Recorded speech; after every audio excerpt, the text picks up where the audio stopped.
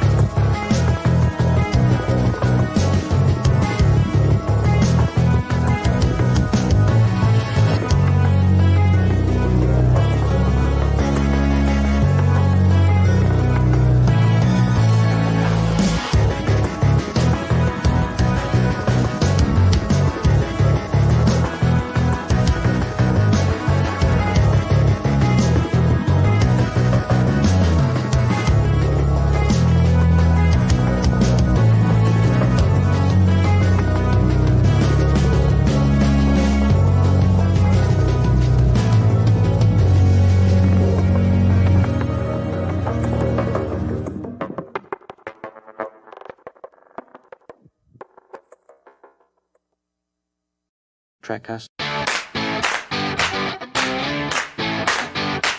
The galaxy's most unpredictable Star Trek podcast.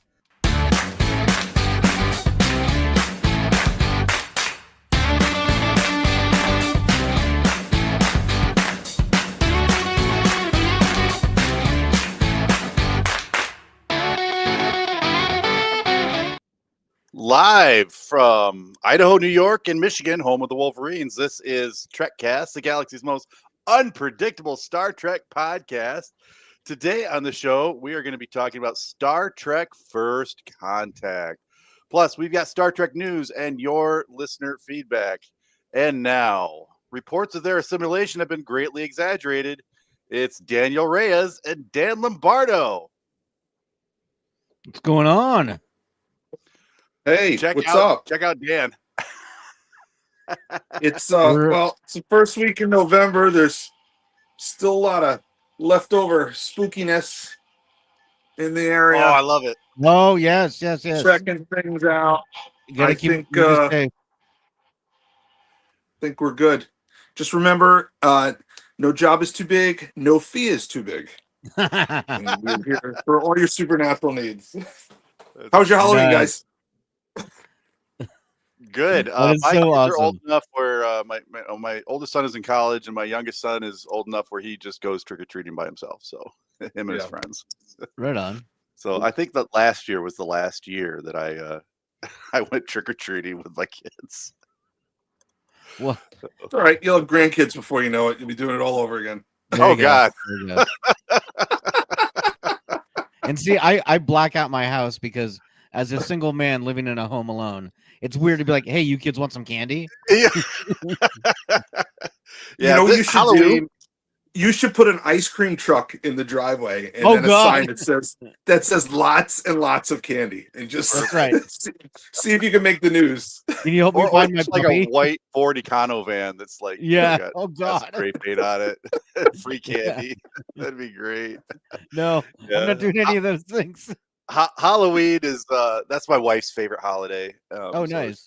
She really likes to do it up.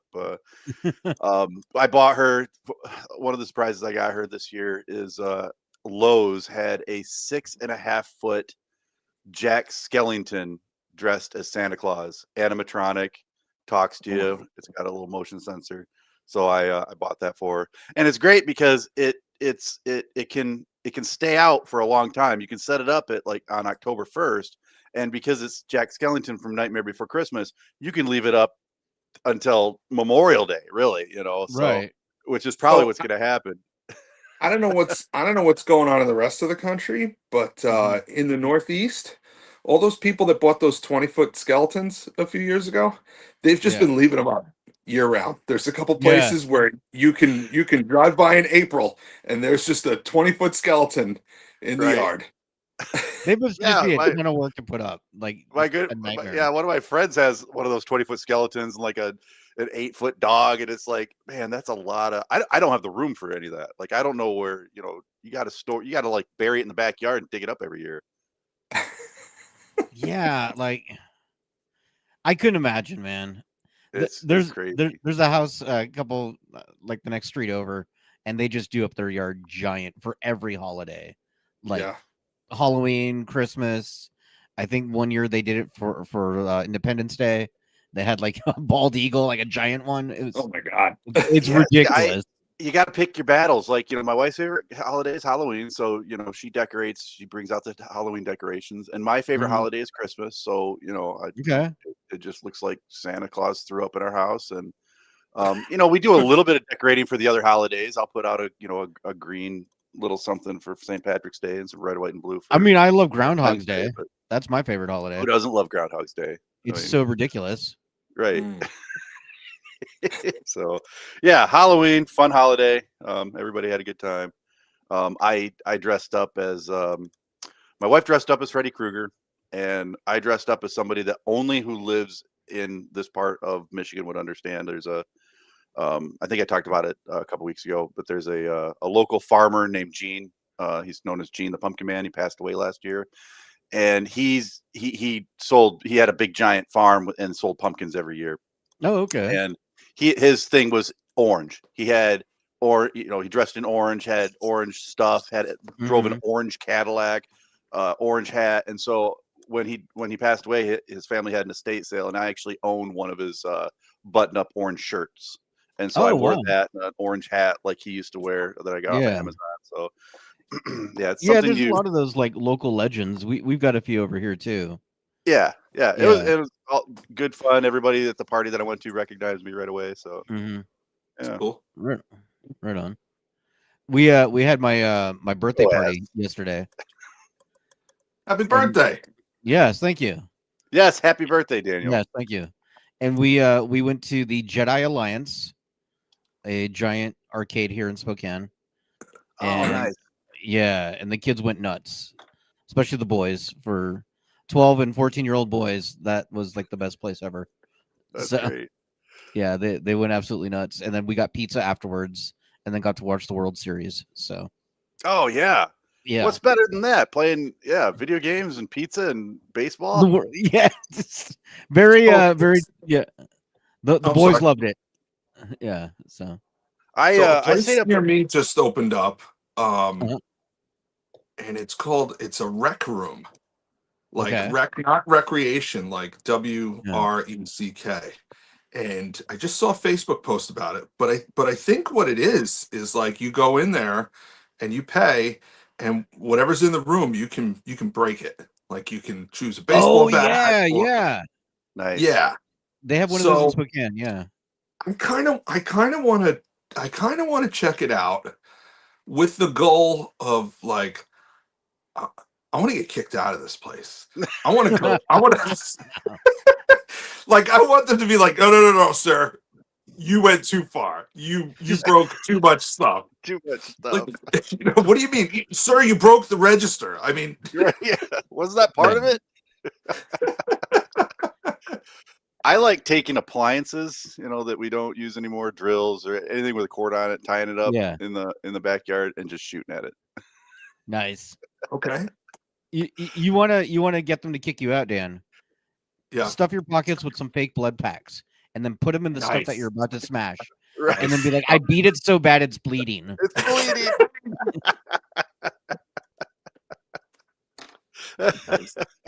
bleeding. They won't know what to do with you. I'm gonna start beating up the attendant, and they're like, "What are you doing?" I misunderstood.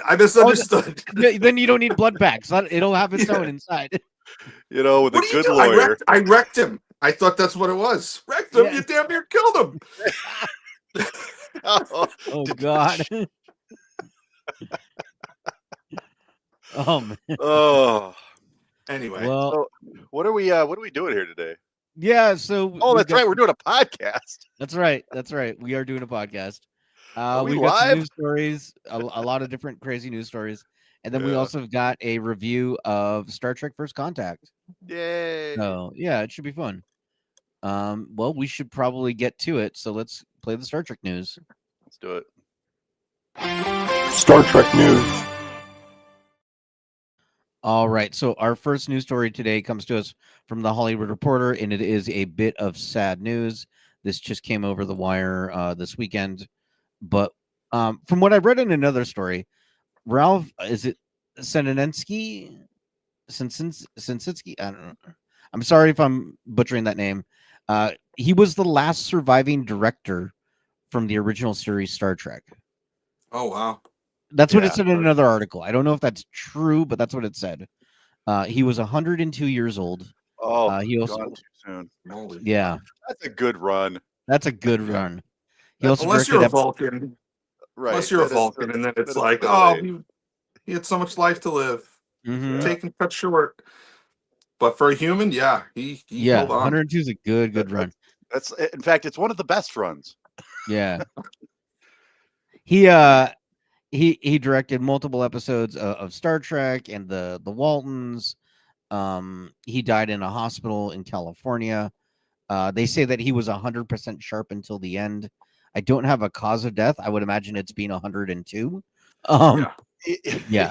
Yeah, I don't think you need a cause of death. If you go past 90, no cause Yeah. of death is needed. Yeah, it's you've had your run. Right. But yeah. But yes, as Chazbiz says, that is a long life. Yes. Yeah. So Yeah, his cause of death was being born yeah. Yeah, no kidding. No in kidding. 1923. Yes. I do find it funny that says he produced or directed 6.5 episodes of the original series. I want to know what's up with that half. I'm sure I can Maybe- find out. was if it you a Google t- Was it a 2-part episode that he directed the first half? Maybe. I don't know. I don't did original series have any 2-part episodes? You're the one watching it right now, or have been. I am. I'm, and I can stand watching about one episode every month and a half. So I'm did still you do the clip show? Maybe like that's it only counted as half. no, There were so many other clips from other people. well, maybe he co-directed an episode. Yeah, my guess. maybe. Yeah. So, Jasmine says Shatner probably pissed him off.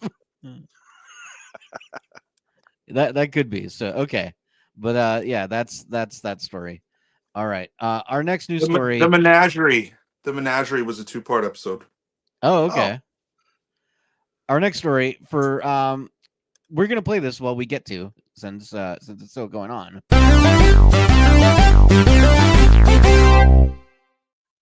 But we're still getting some more fallout from the Paramount merger. So this news story comes to us from CBR, Comic Book Resources, and Taylor Sheridan, the Wonder Kid behind Yellowstone, is leaving Paramount. And according to this report by CBR, that might be good news for Star Trek. So if you don't know, Taylor Sheridan has produced just a ton of different shows for Paramount, just hit after hit after hit. He's done basically everything in the Yellowstone universe. He's also done like, what is that other show? I think he did Landman and the one with Jeremy Renner, the mayor of Kingstown. Yeah, Kingstown. He's done a lot of your dad's favorite shows. So yeah, so he is leaving. I think you're talking about my generation, though. Oh, okay. Well, there you go. There you go. He's doing a lot of these shows. He did Tulsa King. He's produced that, created that. So It's pretty good. Yeah, see what I mean? Landman's good. I've watched all the Yellowstone stuff. Yeah. So he got a better deal from Paramount or from Peacock, and so he's going to be taking his talents there to South Beach, and doing that. It's kind of surprising that Paramount didn't really try to keep him. Apparently, they offered him something, but it wasn't that much better. What does Paramount have to offer?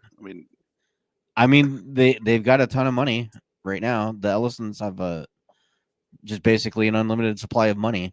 So, I mean, they spent $7 billion on UFC just because.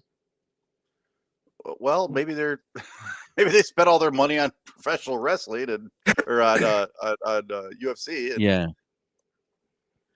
I mean, maybe, but so he's gone.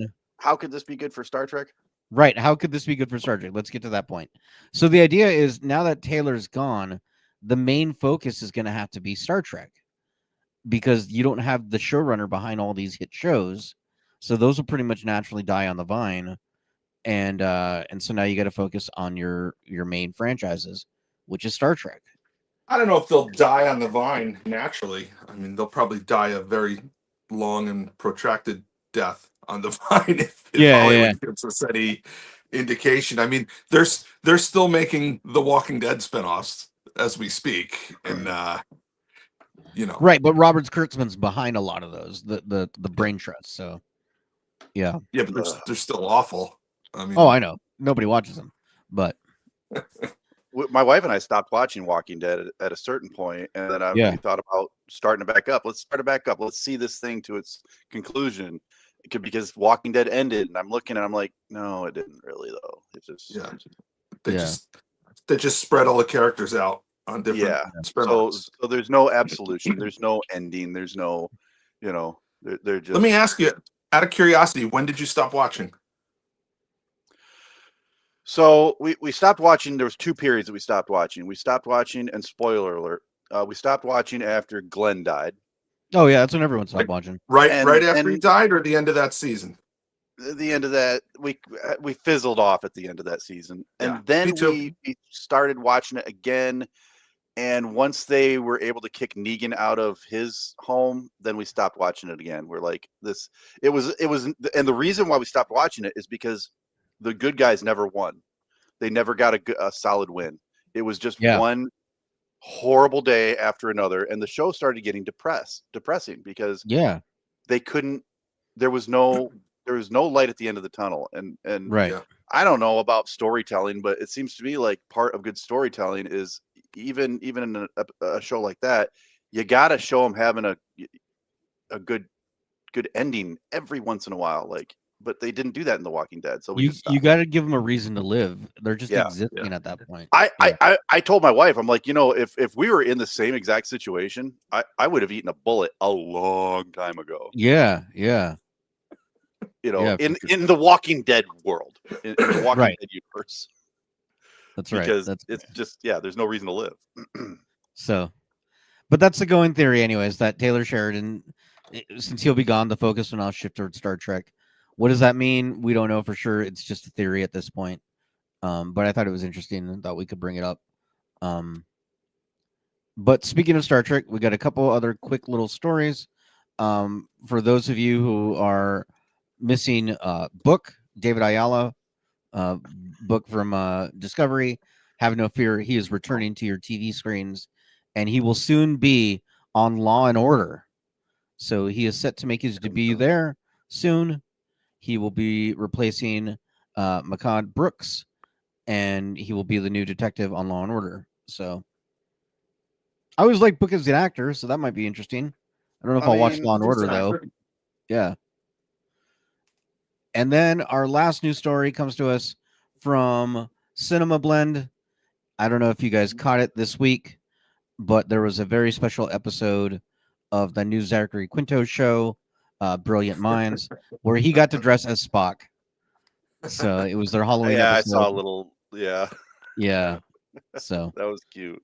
I just thought that was fun to mention. So there you go. Zachary Quinto playing Spock in 2025. So yeah. There you go. And that is all the news stories. Cool. Yeah. Yay. Yeah. So sincere. We're in a lull. I mean, I know. Until January, where we can disappoint Dan with. What are you talking about? It's going to be the greatest show ever. Well, no, that's not true. It'll be no Star Trek Scouts, but it'll be close. I mean, well, that legacy show called Star Trek Discovery. That's right. But that's Dan, right. like I said this before, if you're missing Michael Burnham, she's on the new Boston Blue. So there's a Blue Blood spinoff with Noted. Okay. Meaning he's not going to watch it, but that's okay. Not going to watch it. Yeah. All right. Or if I do, I will watch it despite her, not because of her. That's right. Oh, let's get on to something. Topic? Let's get on to some good news, some awesome stuff. Yeah. All right, let's get to our main topic. All right. Fun will now commence. Oh man, our main topic. We are talking about Star Trek First Contact, the movie. This was a film from 1996, Yep. Directed by Jonathan Frakes. Screenplay by Brandon Braga and Ronald D. Moore. I cannot talk today. I've had a long day. The budget for this was $45 million. Box office was $146 million. So it did make a profit. Oh, And yeah. And can you guys hear me? Yeah. We're Yeah. trying not to, but I mean, we do. Thanks, Dad. I love you too. So this was a great movie, I have to say. This was one of my favorites. It was one of my favorites. Okay. It had a new title theme. The music had a new theme to it, which was carried over into the next one, Insurrection. Mhm. It's a very recognizable theme.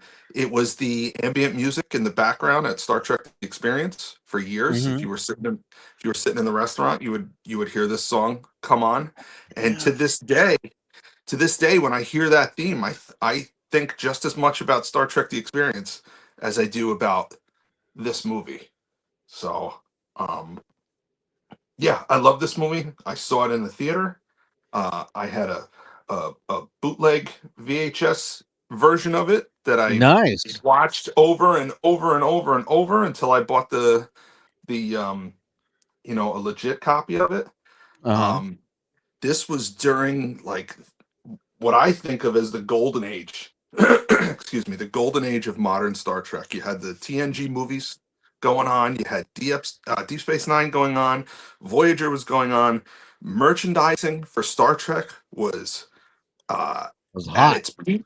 Yes, it was at its peak. Mhm. VHS, all the movies, all the episodes, they were all on VHS, and DVD was right around the corner. So it was only a That's few right. years later that people were buying all the same shit they just bought 3 years ago. I mean, merchandising was at its peak. In this time. Merchandising. I have great memories of this movie. The side effect of it, though, watching it this morning, Yeah. I ended up playing on my phone through half the movie Yeah. because I've seen it so many times. I don't need to look at the screen. I can hear Right. the audio track and watch this movie in my Mhm. head. And there's very few movies. There's a few movies that happens for me that I have a hard time watching them now just because of how many times I've watched it in the past. This is Mm. one of them, and Batman 1989 Oh, is yeah, is yeah. another. Yeah. So I try and take several years off between rewatching those movies, and I think this one I didn't wait quite long enough, but it doesn't mean I like the movie any less. It's a Mhm. great movie. I got plenty of other stuff to say about it. I got my notes here, but I'll let you Okay, guys jump in okay. a little bit. Yeah. So the fans and critics agree with you. It's got a 93% critics rating on Rotten Tomatoes and an 89% with the fans. Scott, what did you think rewatching it? Because I know you've seen it before. So To speak to Dan's point about how often you watch it, we did a Star Trek movie rewatch. Our family did about 4 or 5 years ago, Mhm. and we got up to Generations, and then we stopped. Like life happened, and we went on to other things, and then we started doing the rewatch this time. So I hadn't seen the movie in all the way through in probably Mhm. 5 or 6 years, and I thoroughly enjoyed it. And my experience watching the movie this time, usually my wife watches the rewatches with me. She didn't this time. She was off doing her own thing, and so I watched it. I had some wireless headphones on, so it was late at night. I was able to listen to the sound. It was Mhm. great, and I found myself just doing the dialogue with the characters, and I Yes. mean word for word at 90% of the Mhm. movie. Yeah. And which made me realize, yeah, I've seen this movie probably all the way through. So I had the headphones dozen on. times. I had the wireless headphones on also, Scott. And the funny thing, like I got up to go to the kitchen to get something to eat. I didn't pause it. I just left the headphones on, went to the kitchen, did what I needed to do, continued to watch the movie in my head while I made my Right. bowl of cereal, and then came back in. Yeah, Mhm. yeah, absolutely. Fun movie, and just like the last, we don't need to go through a synopsis and scene by scene. Everybody's seen this movie 100 times, but Yeah. Just the one of the basic things that premise. It's the Borg are attacking Earth. They time travel back to ancient Earth, or whatever, to stop first contact with the Vulcans in an attempt to assimilate the Earth in the past. So, Yep, they travel back to April 4th, 2063, which is mhm. famously the day before first contact, which is where we get our Star Trek Day from. Which was just what the date was, just one of the it was one of the writers, I think, their kid's birthday. That was, Mhm. that was it. Oh, okay. That was it. But one of the things I wanted to mention about this is the broken little ships. The famous scene with Lily and Yep. Picard in the room where he breaks the display case. One of this ties into, I've actually seen those ships, those models, the golden models, in person Oh at wow. the Henry Ford Museum in Dearborn over by Detroit. And when I saw that, I had been listening to Trekcast for a little while, but this was the first time that I was compelled to post something on the Trekcast Facebook group. Mhm. And so I said, "Hey, I'm going to the Henry Ford, and they got a Star Trek, blah blah blah blah." And Daniel reached out on Facebook and said, "Help, post some pictures." And so that's the first time I actually like really interacted with Trekcast. I went there. Nice. I took 150 pictures. I posted Mhm. every single one of them. Oh, Everybody seemed to love it. It was like a special traveling thing that the Star Trek thing was going. It was at the Henry Ford Museum. They had a special exhibit, and they had a ton of stuff there. There was so many props, but the ones that I specifically remember in my mind's eye was that golden Enterprise-D that they had to. You could see where it was broken, and they had glued it back together, and it was a fantastic experience. Just cannot forget that golden D, huh? I Loves cannot that big. forget the golden D. I saw you smirking, Daniel. And I I'm like, know. what's Yeah, running yeah. through his head? Yeah, I love that big gold D. That was Who great. doesn't? Who doesn't love a golden D? But Did you yeah, after smash that, it? I smashed it. I smashed the heck out of it. Oh no. It got broken. I had to glue it back together. You No, but broke it the was. D. I broke the D. That'll happen with heavy use, I imagine.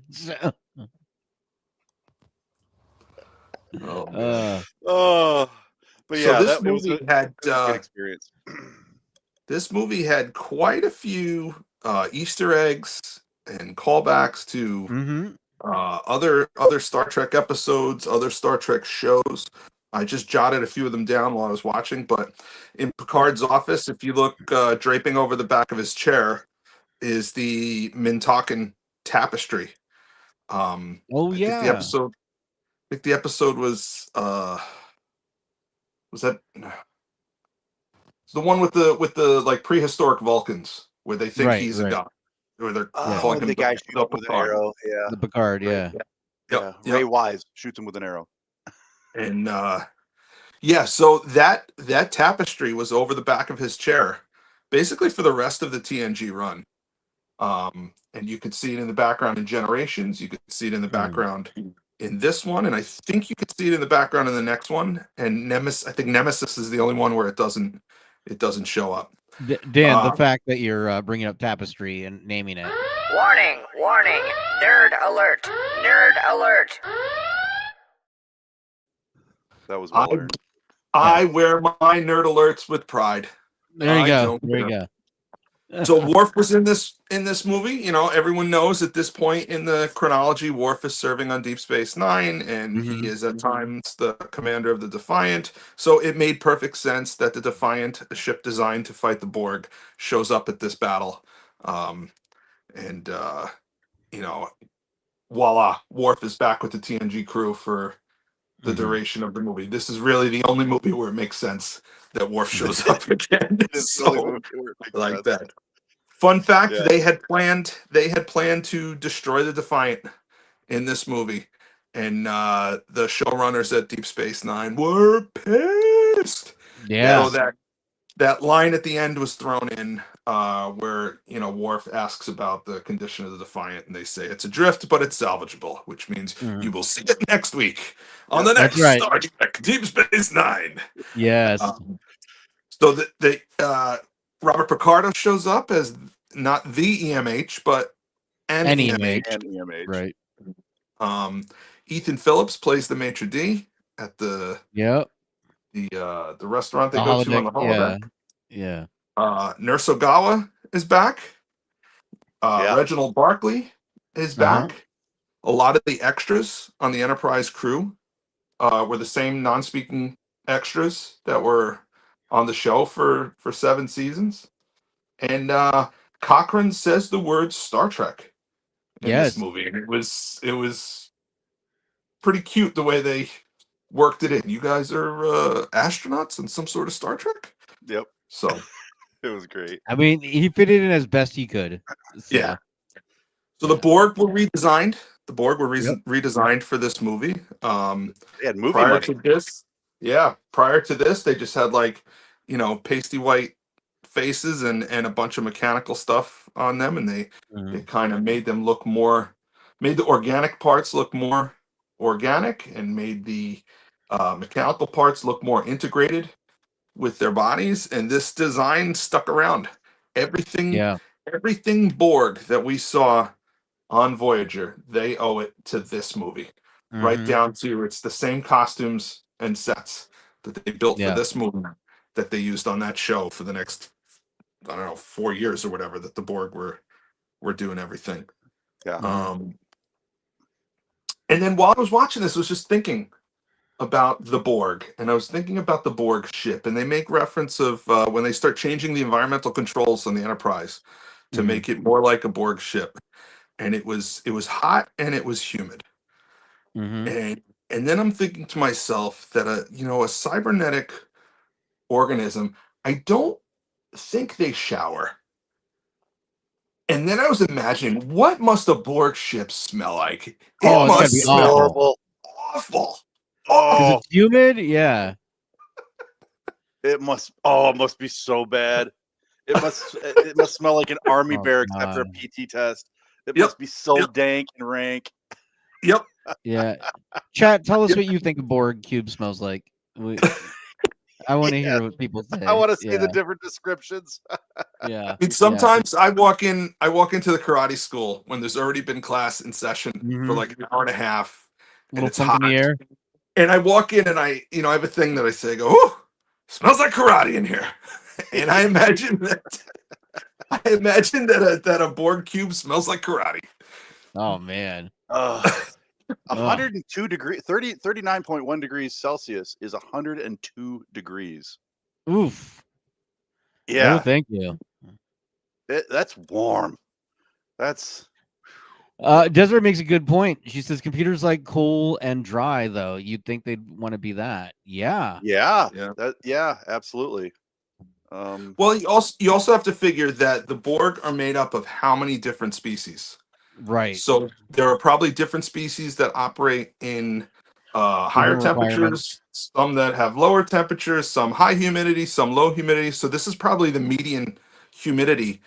Not for and you got to remember these are machines making constant calculations. The collective probably determined, okay, there's 25 Borg currently on this ship. They are from these species, and this is the mean temperature and the mean humidity for optimum operation in this environment. And as they assimilate more people, those numbers probably shift. Yeah, I would think. Yeah. Well, we mentioned the hygiene. I think it has my theory is that you operate at 102, it kills all the nasty, non-nanite little things and the germs and stuff like that. I think the high temperature is is a sanitation thing. Yeah, I would think that they have nanoprobes that are eating the bacteria as it. They probably cured cancer a long time ago. Yeah, like that's true. We got this. Yeah, okay. They don't even think about it. They're like, we cured cancer. We can handle body odor. We got this. Like Mhm. if the Borg like ever like decided to play nice with the Federation, and they just got together and just started hanging out, they'd be like, what is this cancer thing that what your friend died of Mhm. what? It's like, oh yeah, we took care of that hundreds of years ago. It's a real simple mechanical thing that we do. Yeah. Mhm. So you mentioned Worf. I had to say one of my favorite Easter egg in this is, and I didn't realize it until I was until like the early 2000s, mid 2000s. When the first time we see Worf when he's picking himself back up off the deck, they play the Klingon music. Yes. They Yeah. played the Klingon music, and I heard it, but Mhm. I didn't realize it until Yep. years and years later. I was watching like Star Trek 3, Mhm. and I heard that music come out. I'm like, wait a minute, that's the Defiant theme. No, that's not the Defiant theme. That's the Klingon theme. Yeah. That was great. And Yeah. did you know that the Defiant helmsman was Adam Scott? Yeah. Yes. Yeah. He's I know him talked from about it a Parks few and Rec. times. Yeah. Yep. Yeah, Yeah. that's great. He's so young looking. But yeah, no, it's a great movie. I had trouble coming up with what I would do with it. Uh, I did come up with something though. Oh boy. Oh If yeah, you guys want to hear this, I want to hear it. okay. This is like my favorite part. So I would not call it First Contact. I would still have the Borg, but I would call it Star Trek: Art of War. And I would start with a holodeck. Worf is showing off his new training program. He is there just to show off a new training program. That's why he's on the Enterprise. It's not that anything has been going on. The training program's got all sorts of cool adversaries within it. It's got like a I would have like a biker looking Nausicaan with like metal spikes on his shoulders and whatever. I would have a samurai Klingon, just whatever cool idea you can come up with. That concept art will put him in there and have it look that way. And so they're testing the battle techniques. Picard is watching over it with Worf, like, oh yeah, this is a great training simulator, like it's good. And then as the simulation's going, after different crew members are trying the combat training, some of like the characters turn and look at Picard, and they're like, Locutus, we're coming. Locutus, we're coming after you. We're gonna find you, Locutus. And he's like, Locutus, who? And then he slowly starts realizing, oh my god, the Borg are talking to me through the simulation. They've somehow hacked. And so he's trying to call for the Arch. The Arch isn't coming. He's trying to break into the wall to figure out what's going on. He's like, they're going to try to take over the Enterprise. They're clearly in the system communicating with us. And Worf's like, what are you talking about? The simulation's running perfectly. Like, there's nothing going on. And they keep saying, we're coming, Locutus, we're coming. And then so finally, Picard ends up ripping out the matrix of the hologram or whatever, breaks the holodeck, and he looks like a crazy person, right? Because nobody saw anything other than him. And so he's talking to Starfleet, and he's like, hey, Starfleet, like they got into the Enterprise somehow. I'm having our people trace the signal, trying to figure out where it came from, but they're coming. We need to be ready. And Starfleet's like, we're fighting the Dominion right now. There's no evidence of this signal. Yes, it would be bad if the Borg attacked us right now, but there's no evidence behind this. Are you okay? Like, something's off about you. So then he goes to talk to Counselor Troy, because Starfleet's like, we want the counselor to do an evaluation on you because something's off. Because you great. Yeah, because you've done lost it. And so they have a conversation, and he basically admits that he doesn't like the Borg, but they're there, and people think he's crazy. And she's like, I think you believe that, but there's no evidence. Like there's nothing. And so then like Riker goes to her, and Riker's like, so what do you think? And she's like, you need to take command of the ship, because I'm declaring him mentally unfit right now, because he can't handle it. And so Riker takes over, and Riker's like, look, I'm sorry, but this is what we have to do. We're in wartime. Like, we have to be ready to go, and you're losing it. And Picard starts questioning himself, and every now and then the Borg will pop up in his head, and they're like, "Hey, we're coming, we're after you," that kind of thing, right? And then so, during the training program, also they were testing out these new weapons that they have. I'm going to call them the strategic armored weapons or whatever. I want SAW to be the thing, and these weapons are based off the Breen tech from the Dominion War, right? Oh, The yeah. Breen tech, they would depower a ship, right? So these weapons could depower a drone, and the idea was they didn't have the ability to then remodulate the signal and prevent being like you couldn't shoot unlimited, like they always adjust, right? But because the drones would be depowered like that, you could just keep shooting drone after drone after drone and keep fighting. So that's why these weapons were so good for fighting the Borg. And so Picard makes the idea that, oh my God, that's what they want. They want these weapons. They want to take them because they don't want us to have the strategic advantage. They know that we have the prototype weapons here on the Enterprise. That's why they're after us.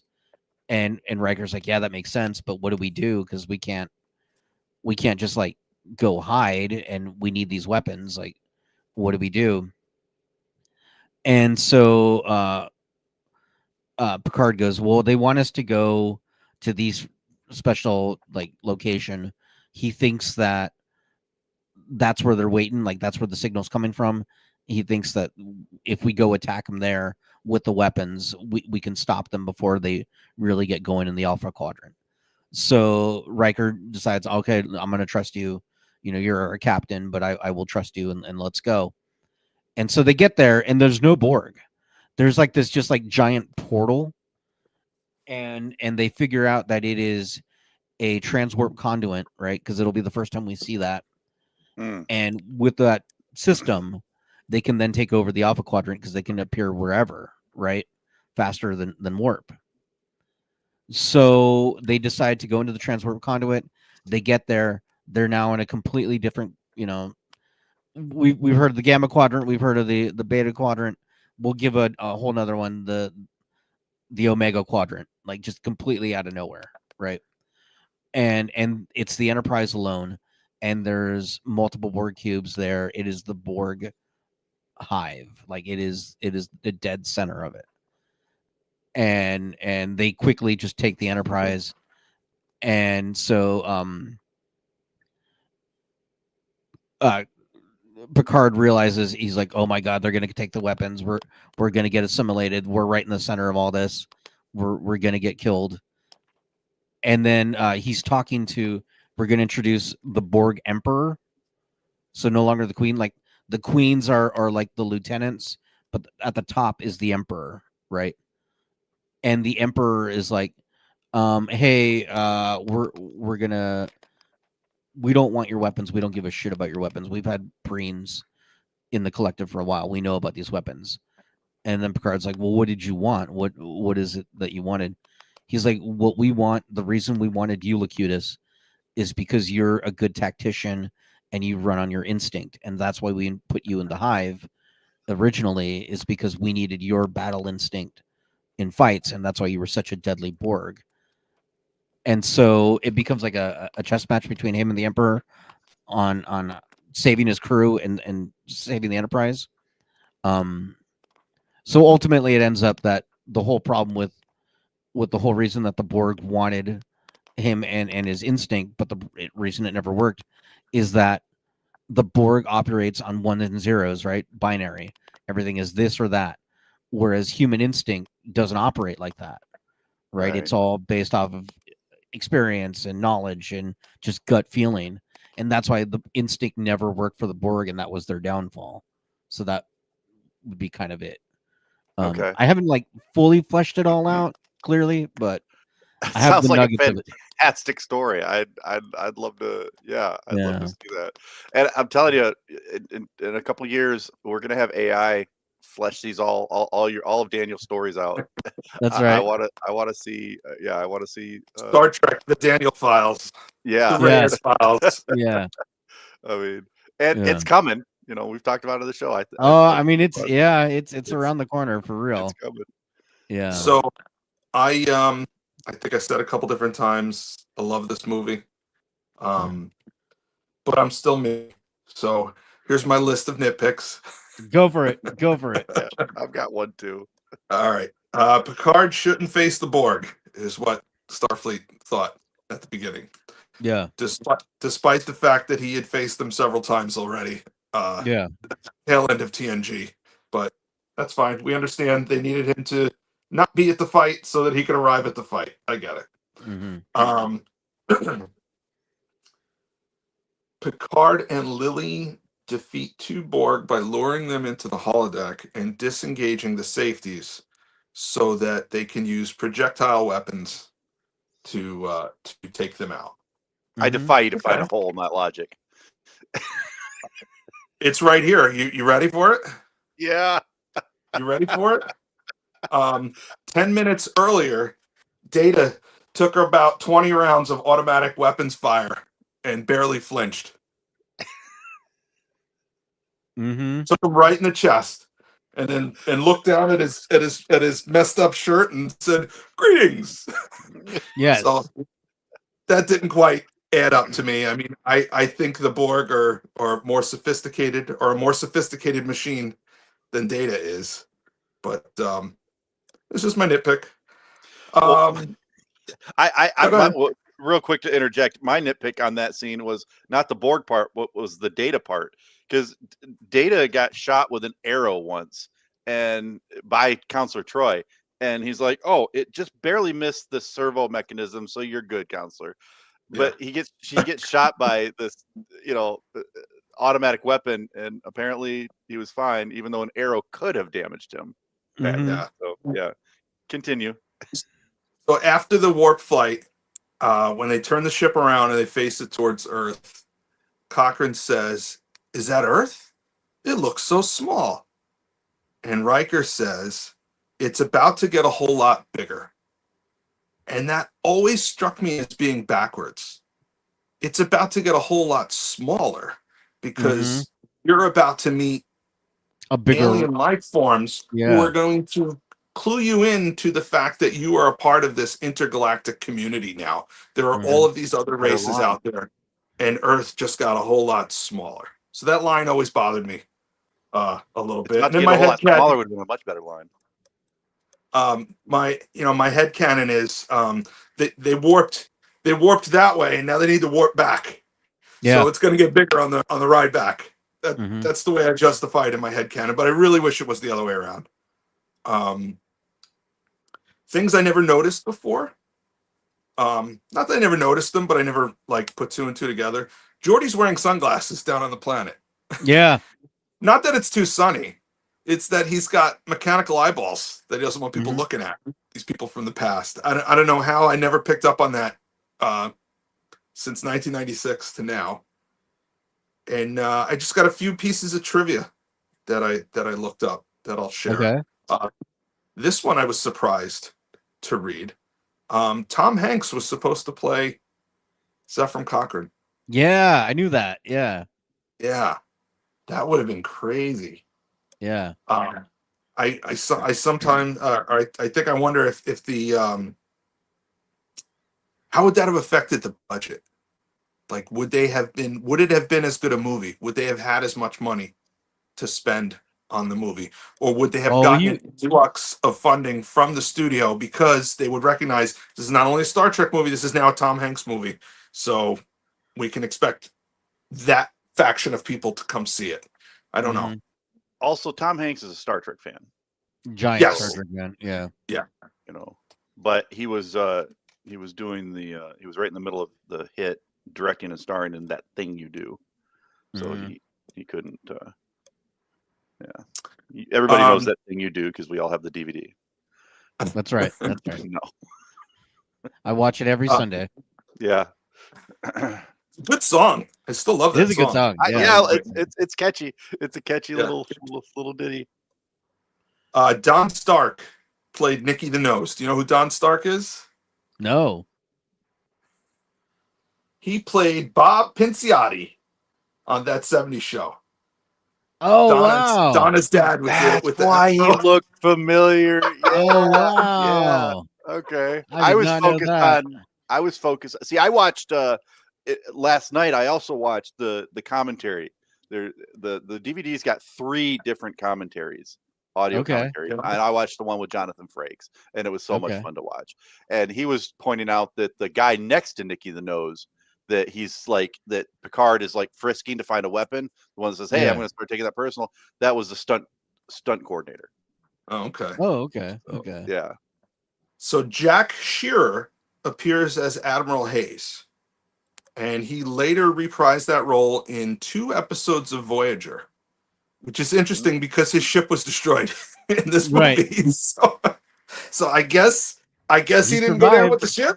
Yeah, I guess not. he made it to an escape pod. I don't know. Yeah. And this one's interesting. I saw this, I paused it, and then I looked it up.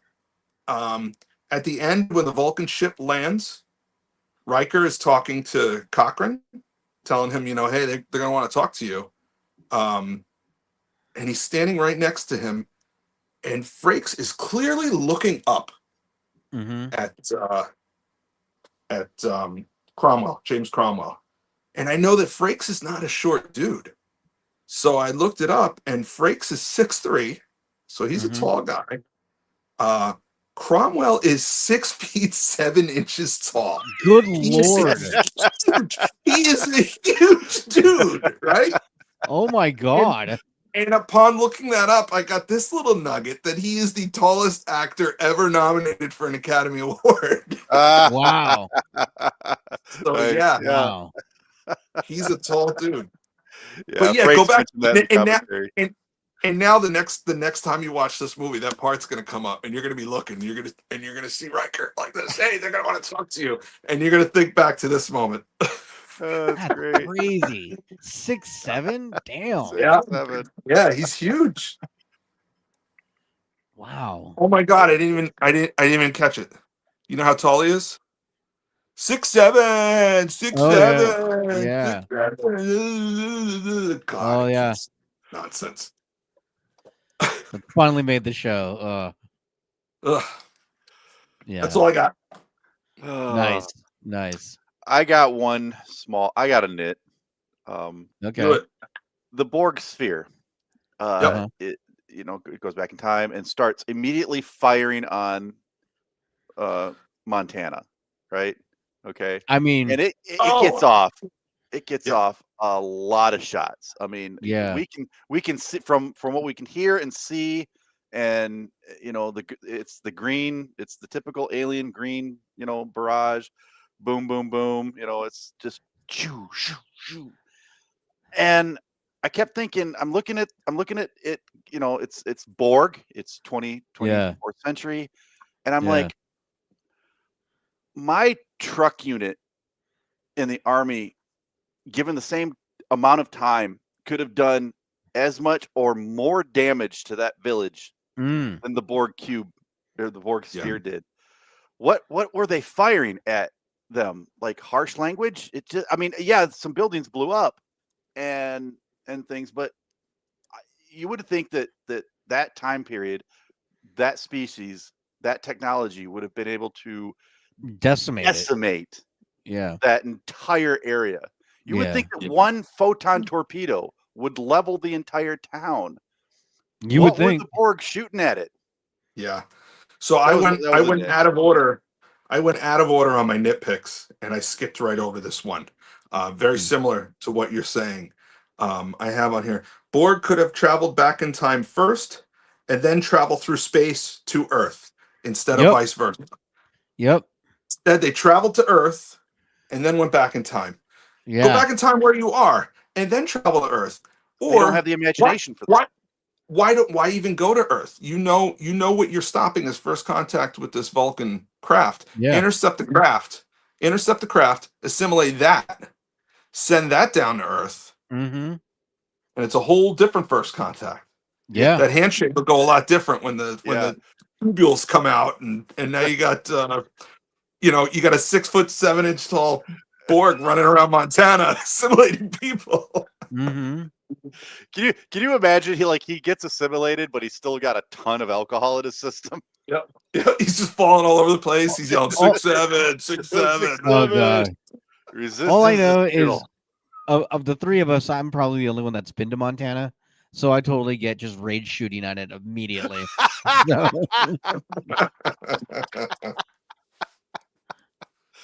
Oh goodness. Yeah. yeah, Such a great movie. It is. it is a fun film. It is. Uh, Oh, and we didn't even bring it up. They, after the Star Trek Generations wardrobe debacle, Mhm. the movie before, they completely redesigned the uniform, and I don't think we've had a better looking uniform since. I really don't. I don't think so. it's great. I think mean, this is- I did like the Discovery uniforms, not the show, but the uniforms were pretty cool. They had a Uh, couple different uniforms throughout its run. Yeah, whatever, but they are great uniforms. When I think of Star Trek uniforms, those are the ones I think of. Right. That and the DS9 ones, with the Yeah. gray collar. Yeah. Yeah. So I also have to mention Lily and Picard. What an unlikely and fantastic duo. They had some Mhm. great chemistry together. That scene in the ready room or in the observation lounge, that famous scene, Yeah. they invade our space and we fall back. Li- Alfre Woodard is one of my favorite actresses. She's great. fantastic. Yeah. And she just, her acting in this was so good. It was Yeah. so good. Mhm. And her and Jonathan Frakes are really good friends. They've been friends for years in real life prior to this. But yeah, her and Picard just had some great chemistry together. It was, Yeah. I just love their interaction. It The was, one it was one fantastic. line I always appreciated, when she compares him to Captain Ahab, and then Mhm. later on in the scene, she admits to him that she actually never read the book. Yeah. Okay. Yeah. And what I appreciate about that in and they did it twice in this movie. In Star Trek, they always paint this picture that everyone knows about every piece of literature from Earth's past. Like they've Mhm. all just sat around reading Shakespeare and all of this stuff. So there's that where she's from our future, and yeah, I know what Moby Dick is, but I've actually never read it, which is most of the people on the planet right now. Right. You're aware of Yep. it. You're aware of it. You know the basic premise of it, but you've never actually read the book. So there was that, and there was something similar when Picard is rage blasting his opera music in the ready room, and Mhm. Riker walks in and tries to identify the song, and Picard corrects him. Says, Yeah. no, it's actually such and such or whatever. Oh, okay. Music. So yeah. So not everybody knows everything about culture. Yeah. Not Right. everybody graduated from Cambridge University. Yeah. Yeah. Exactly. Just like reality. Yeah. So yeah. But yeah, like I said, I listened to the commentary. Jonathan Frakes. There's 3 commentaries. He did one. Some producers did one, and I think one of Mhm. the writers did one. But the one that Jonathan Frakes does, he obviously loved this movie. He had a good Oh time. yeah. I remember when I had a conversation with Jonathan Frakes one time when I met him at the Like you do. as you do at the Indianapolis Yeah. Comic Con. And Were you looking up at him? yeah, he's a tall, imposing dude. Mhm. But and I the first thing he said, and that's how I got my nickname, was he said, "That's a strong beard." That Nice. and when Jonathan Frakes says you have a strong beard, I think that means something. And I told him, I said, Star Trek And First Contact. Scott said you should see me mount a chair. That's I can Riker maneuver with the best of them. And I said to him, How's your back after dropping that name? oh, I mean, hey, Okay.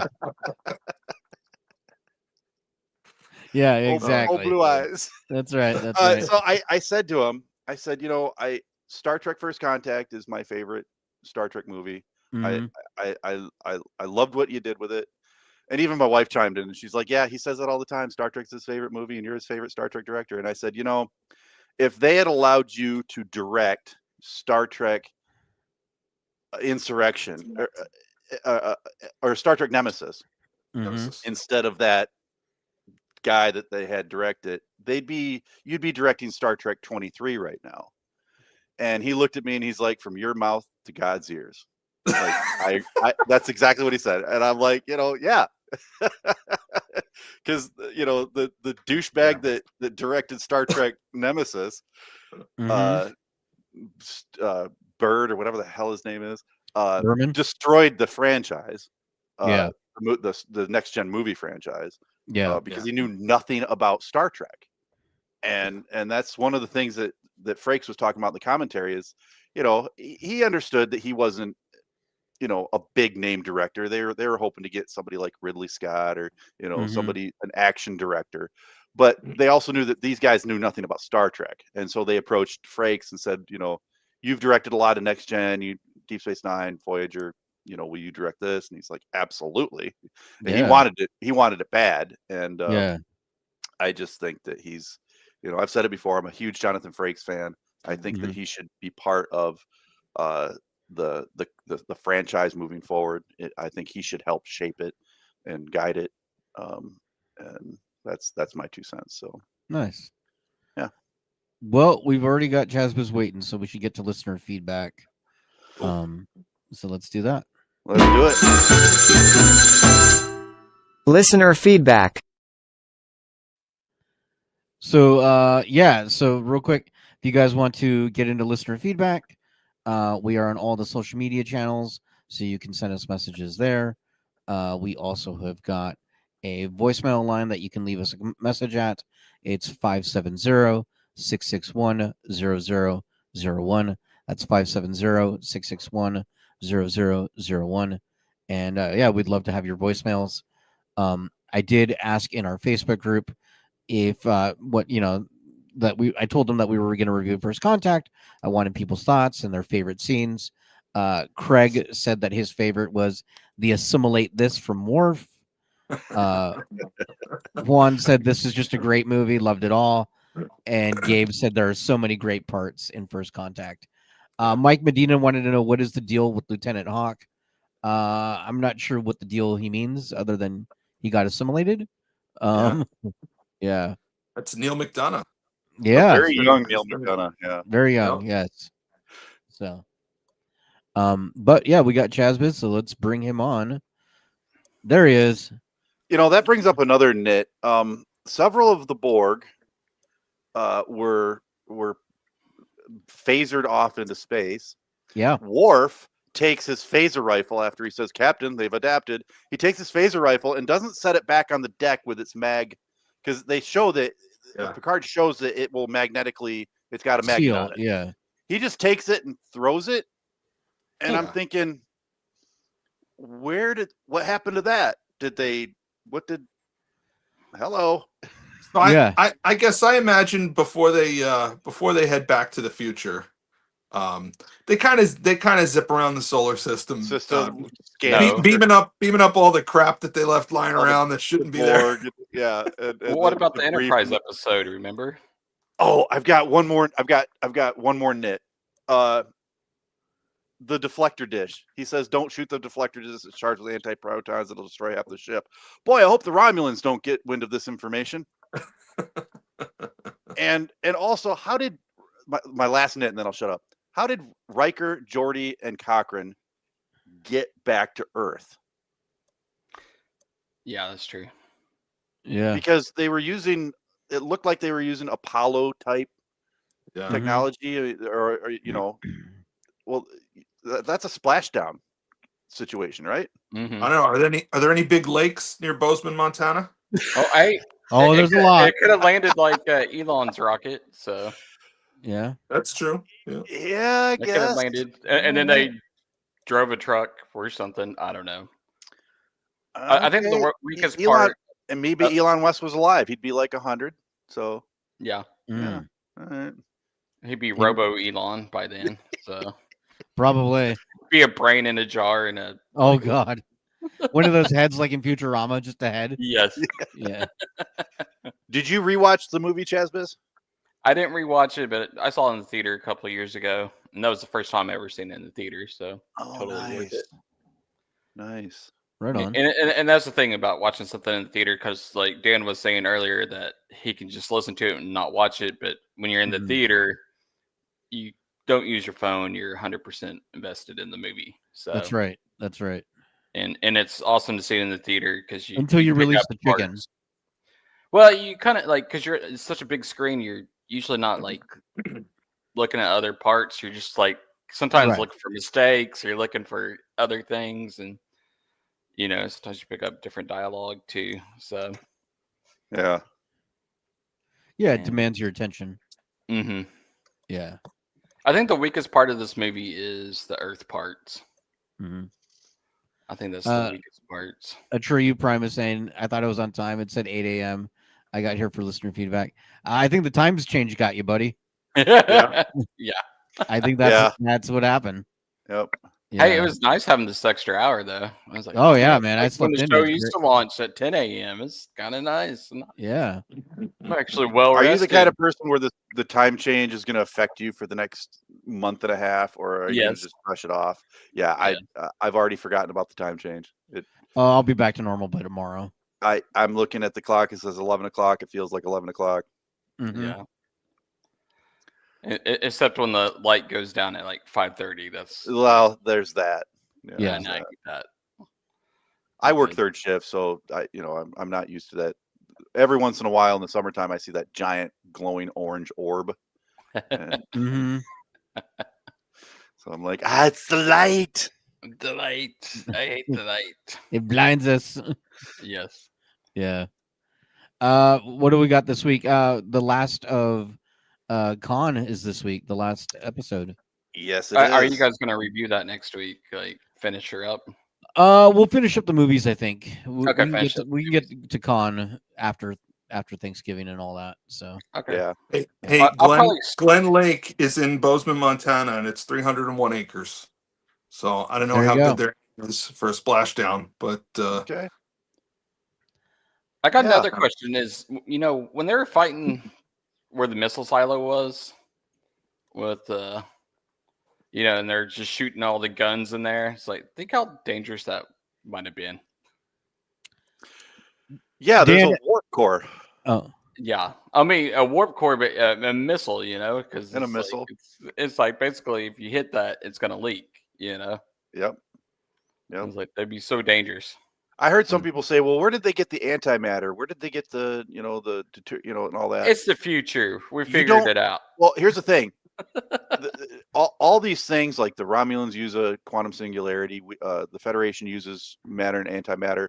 It doesn't matter what your fuel source is. You just need energy for the warp cells to create a warp drive. Okay, so you could use electricity or some other form of something that creates energy is what the nacelles need. So you don't need antimatter to do it. You could use a nuclear reactor to do it. So this wasn't a trip. This was an experiment. Yeah. Right. The Wright brothers at Kitty Hawk, yes, they achieved flight. They didn't fly anywhere. No. Right. They didn't go anywhere. They just said, "Oh, it's working, and then they crashed. Yes. Yeah.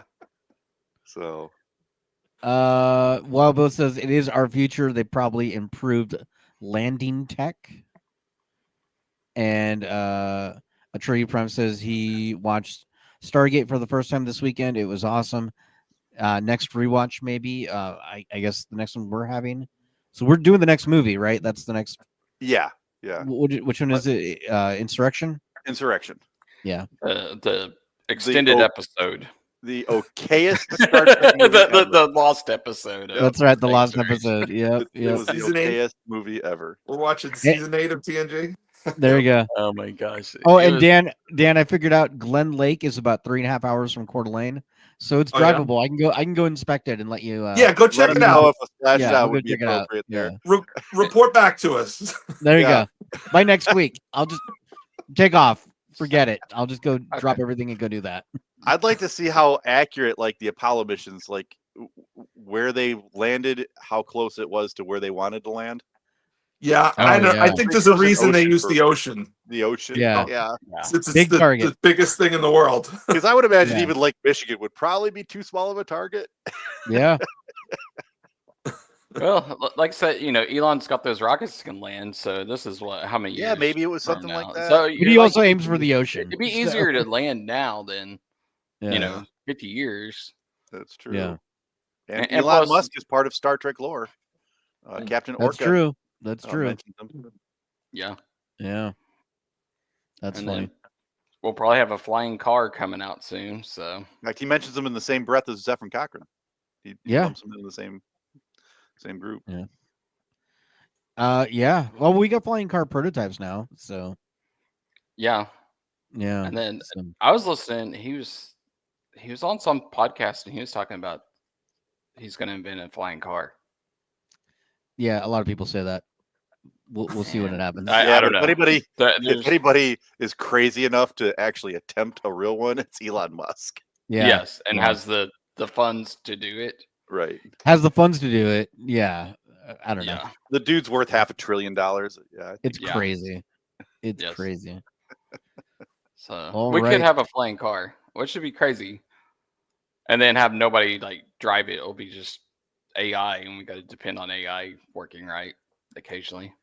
Well, that probably cost Yeah. $500,000. I see how my prompts turn out. I mean, I can't even get like Dan with the phaser right. And Hey, The arm going out of my Like, chest. magically appears. It's I like love- somebody's hand sticks out.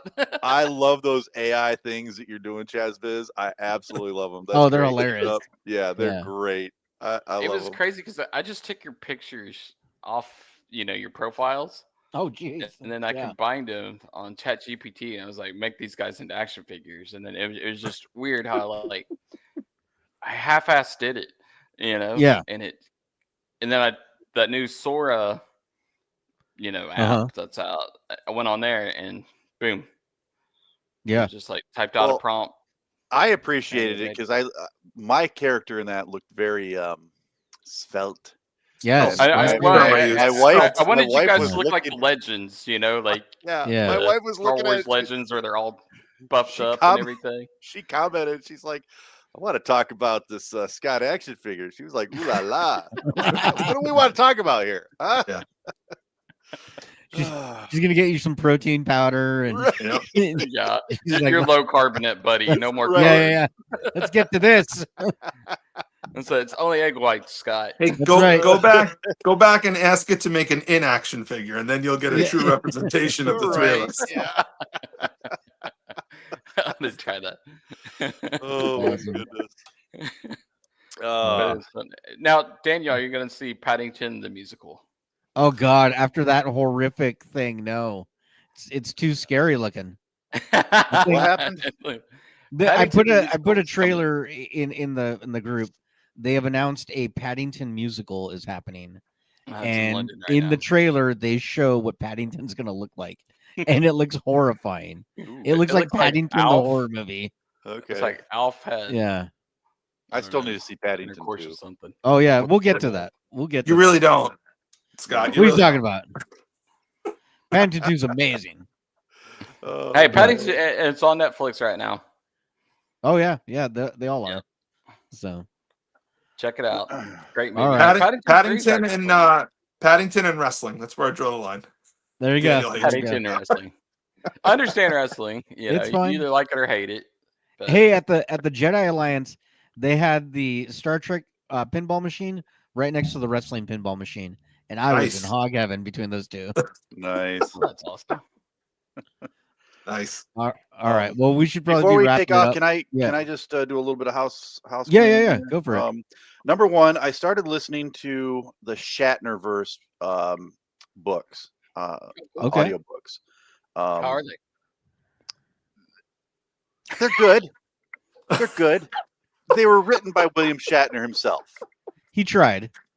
and there's a lot of Kirk, making love, Mhm. and Do you- they made love You again. read them in your mind's ear, Do you read them in William Shatner's voice? Do you read them with No, the I'm cadence? listening to them. William Shatner narrates Oh. the damn Oh, thing. so Oh, he's wow. like imagining it in his. It was a dark and stormy night.